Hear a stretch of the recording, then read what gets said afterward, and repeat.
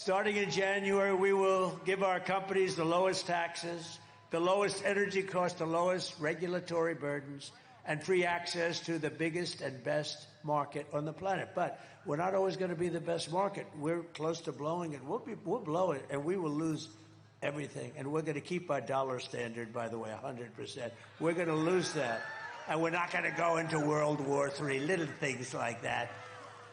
The centerpiece of this plan will be a 15% made in America corporate tax rate, cutting the tax from 21% to 15%. Now, I'm the one who was almost 40. I got it down to 21. But here's the key. We're going to cut it all the way down to 15. The jobs are going to be flowing, companies, because it's going to be about the most competitive rate in the world. But only for those who make their product here in the USA and hire American workers for the job. You're going to have more people coming in than you would believe. And you'll see. I mean, it's incredible. You know, Wall Street, these 4 or 5 geniuses from Wall Street, they say, where the hell did you get that idea? You get the tax cut, but only if you build the cars here. The other thing we're doing, I will tell you now, is we get you interest rates. We get you the interest. You're allowed to deduct it when you buy a car, but only if the car's made in, like, Detroit, meaning the USA. Anywhere in the USA is okay, but I would like to see it built here because I've been hearing about this experiment, for 45 years I've been hearing about it. And we're going to turn it around. We're going to do it. It's going to be a great legacy for all of us.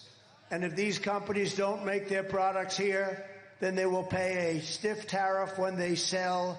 Look, when they put their products into our country, into the United States for the privilege of competing with our workers, they're taking our workers away. They're taking our jobs away. They're taking our product and our companies away. We're not going to let it happen. So they're going to have to pay a very stiff price to do that.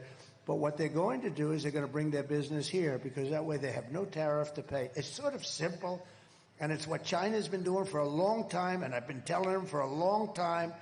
And what they're doing is unbelievable. These politicians, they're either dumb or they're crooked, okay? And I think it's probably a combination of both. We'll also pass the Trump Reciprocal Trade Act, Reciprocal, meaning if China or any other country charges us 100 or 200% tax, then we will charge them a reciprocal tax of 100 or 200%. Right now, we don't do that. And I was starting it, and then we had a little bad election result, would you say? Think of what this country would be like. We wouldn't have inflation. You wouldn't have any wars because if you look at Iran, they were broke. They had no money to give to Hamas. They had no money to give to Hezbollah. They had no money. And there was no terror. You know, there was 4 years we had no terror. Russia would never have attacked Ukraine. They wouldn't have done it. Think of it. We had gasoline at I thought it was 187. It was 184. It was just adjusted. 184 a gallon. Think of that. Would you like to have $1.84 a gallon instead of $4?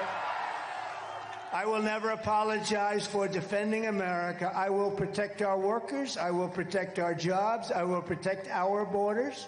I will protect our families. And you know what I said? They said, please don't say that, sir. I think women like me. But they say we're doing unbelievable with men. They've never had anything like it. White men, black men, men like me. They say women don't. And I say they do because we're going to protect. And I said, I'm going to protect women and families. I'm going to protect from the criminals coming in from the border. We're getting them out from foreign bad players, from criminals, period. We're going to protect. They said, sir, please don't say you're going to protect women. Why? Because it doesn't sound really well. I said, I think it sounds fine. We want to protect. I mean, that's our job. We have to protect. So I think I should override my experts. Do you agree?